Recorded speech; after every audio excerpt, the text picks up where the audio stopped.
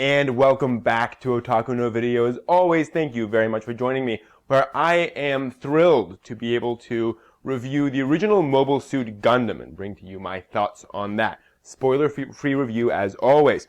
Now, Gundam was created in 1979 by Yoshiyuki Tomino and other staff members at Sunrise. It was a group effort. Tomino went on to direct the entire thing.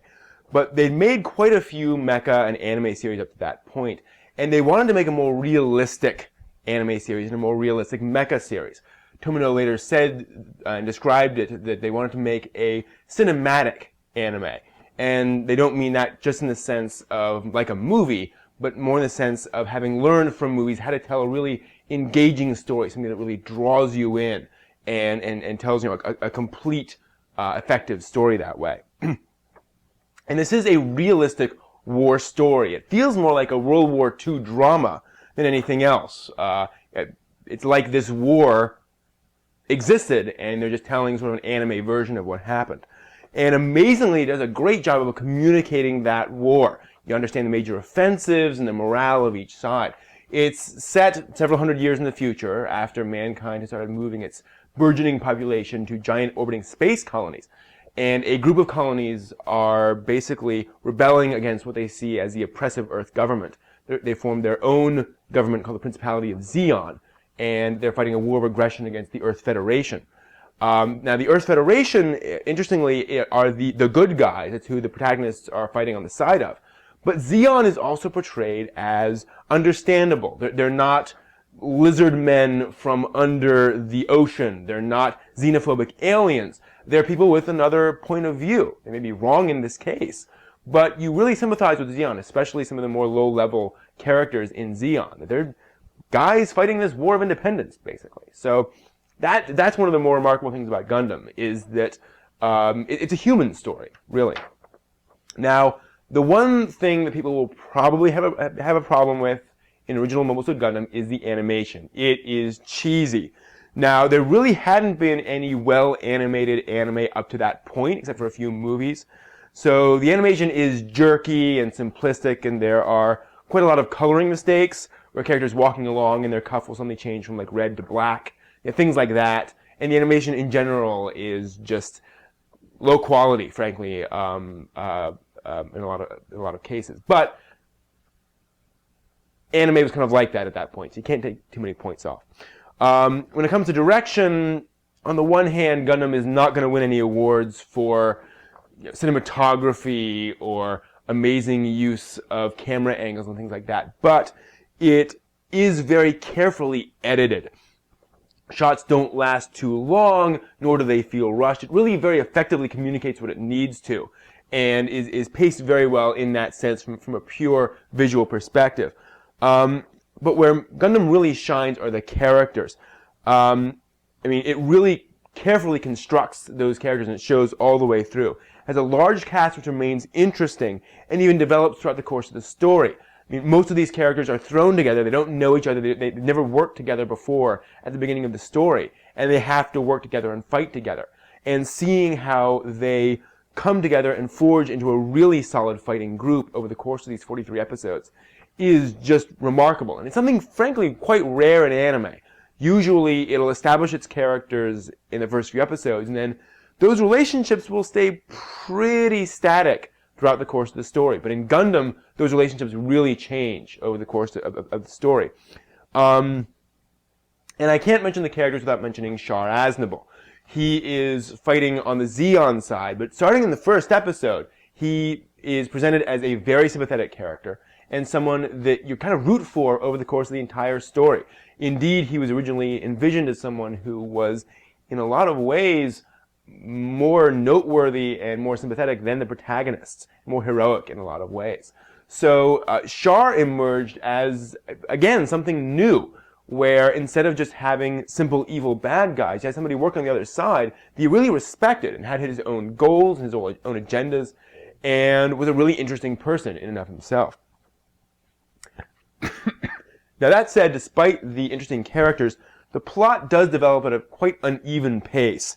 There are long stretches, 5 or 6 episodes at a time, where you get Battle of the Week, where they're going from point A to point B, and they run across random patrols every time, or something kind of like that, and they have to fight their way out of it, until they get to point B, and then things kind of move forward war-wise. But the war does continue on, and the characters do grow, leading up to an astounding climax that delivers on both the plot and the character development. You get a really rousing, really complete feeling ending where all this plot stuff gets resolved, as well as the characters all get to work together, and you really get to see things happen.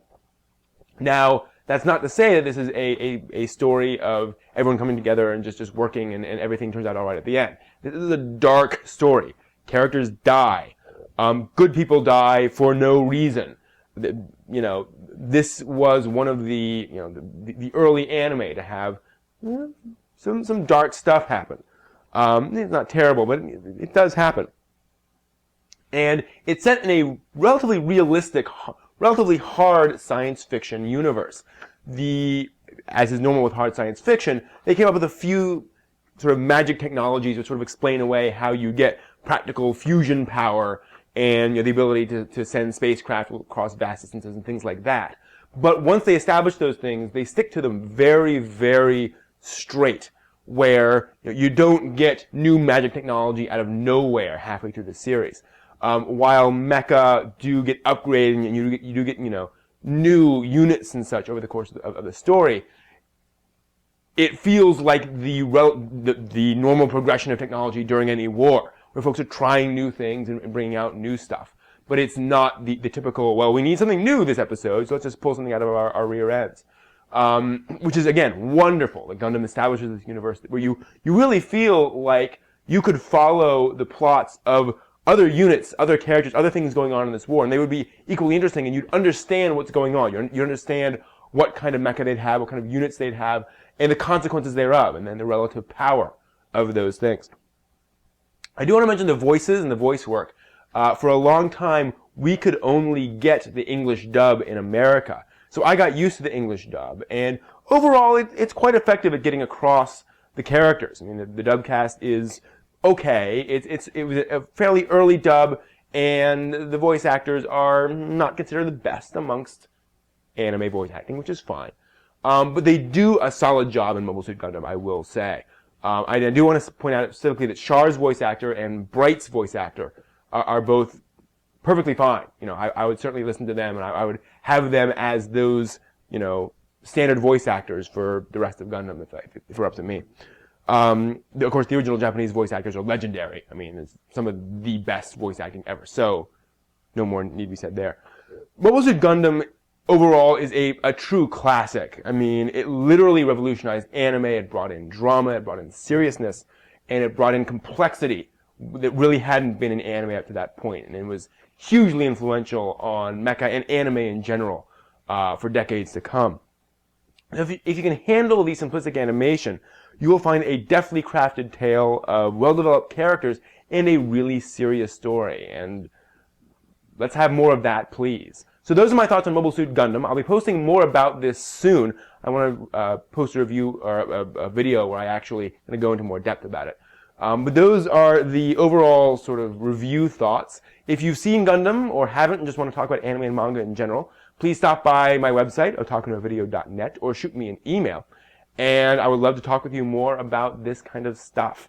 So that's it for me. Until next time, may you not have to reveal the mistakes of your youth.